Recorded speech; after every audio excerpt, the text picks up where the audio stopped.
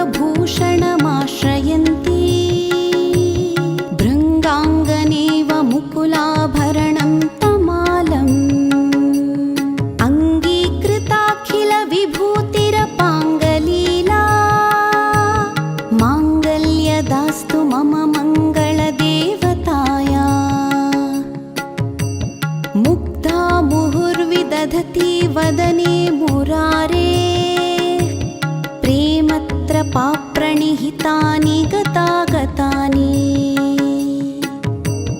मालादृशोर्मधुकरीव महोत्पलेया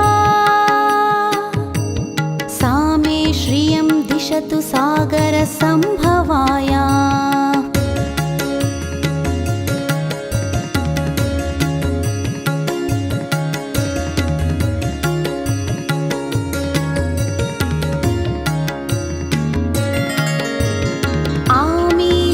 आमीलिताक्षमधिगम्य मुदा मुकुन्दम् आनन्दकन्दमनिमेषमनङ्गतन्त्रम् आकेकरस्थितकनीनिकपक्ष्मनेत्रम् भूत्यै भवेन्मम भुजङ्गशयाङ्गनाया बाह्वन्तरे मधुजितश्रितकौस्तुभेया हारावळीव हरिनीलमयी विभाति कामप्रदा भगवतोऽपि कटाक्षमाला कल्याणमावहतु मे कमलालयाया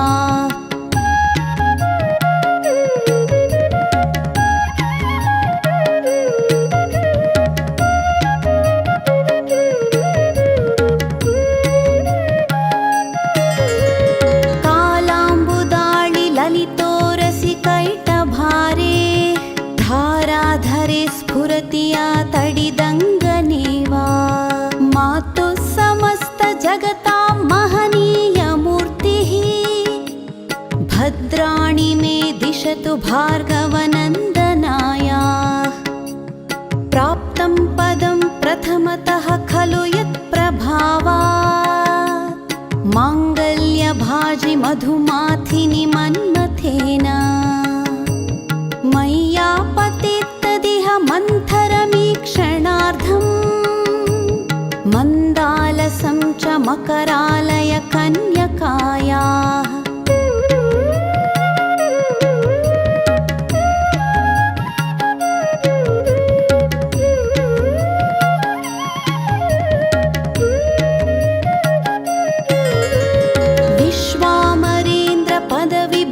पदविभ्रमदानदक्षम् आनन्दहेतुरधिकं मुरविद्विषोऽपि ईशन्निषेदतु मयि क्षणमीक्षणार्धम् इन्दीवरोदरसहोदरमिन्दिराया इष्टाविशिष्टमतयोऽपि यया दयार्द्रदृष्ट्या त्रिविष्टपपदं सुलभं लभन्ते दृष्टिः प्रहृष्टकमलोदरदीप्तिरिष्टाम् पुष्टिं कृषिष्ठ मम पुष्करविष्ठराया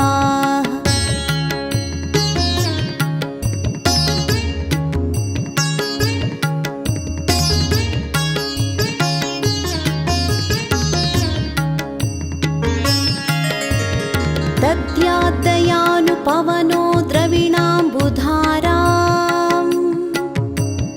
अस्मिन्न किञ्चन विहङ्गशिशौ विषण्णे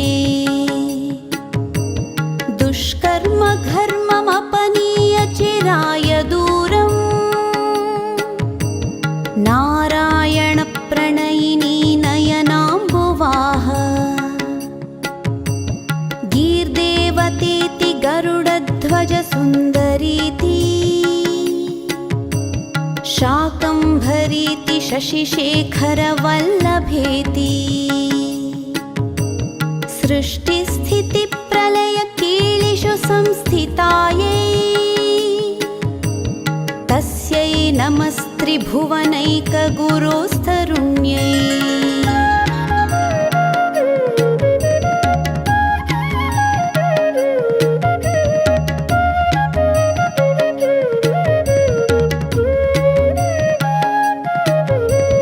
श्रुत्यै नमोऽस्तु शुभकर्मफलप्रसूत्यै रत्यै नमोऽस्तु रमणीयगुणार्णवायै शक्त्यै नमोऽस्तु शतपत्रनिकेतनायै पुष्ट्यै नमोऽस्तु पुरुषोत्तमवल्लभायै नमोऽस्तु नाळीकनिभाननायै नमोऽस्तु दुग्धोदधिजन्मभूम्यै नमोऽस्तु सोमामृतसोदरायै नमोऽस्तु नारायणवल्लभायै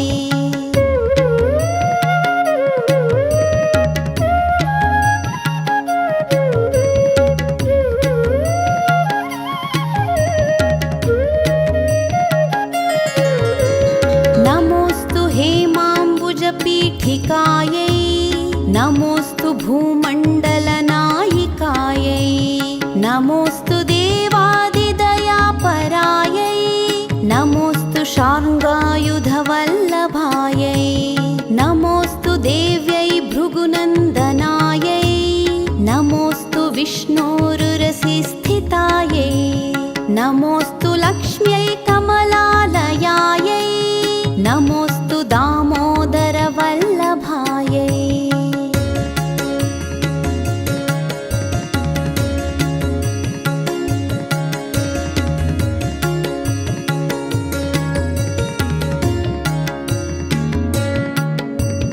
नमोऽस्तु कान्त्यै कमलेक्षणायै नमोऽस्तु भूत्यै भुवनप्रसूत्यै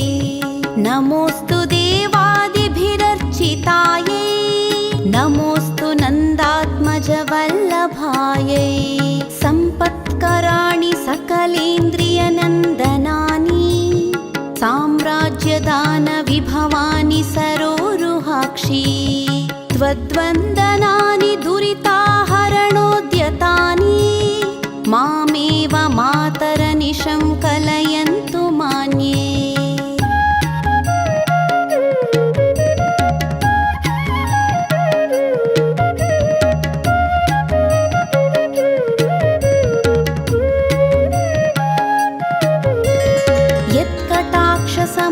यत्कटाक्षसमुपासनाविधिः सेवकस्य सकलार्थसम्पदः सन्तनोति वचनाङ्गमानसै त्वां मुरारिहृदयेश्वरीं भजे सरसिजनिलये सरोजहस्ते धवळतमांशुकगन्धमाल्यशोभे भगवति हरिवल्लभे मनोज्ञे त्रिभुवनभूतिकरि प्रसीद मह्यम्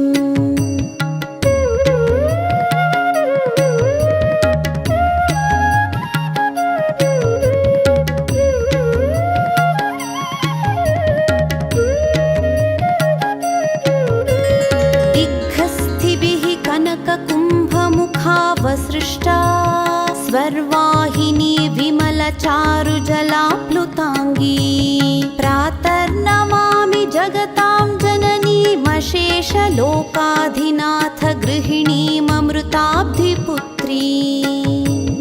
कमले कमलाक्षवल्लभे त्वं करुणापूरतरङ्गितैरपाङ्गैः अवलोकय मामकिञ्चनाना प्रथमं पात्रमकृत्रिमं दयायाः स्तुवन्ति ये स्तुतिभिरमीभिरन्वहं त्रयीमयीं त्रिभुवनमातरं रमां गुणाधिका गुरुतरभाग्यभागिनो भवन्ति ते भुवि बुधभाविताशयाः इति श्रीशङ्कराचार्यविरचितं श्रीकनकधारास्तोत्रं समाप्तम्।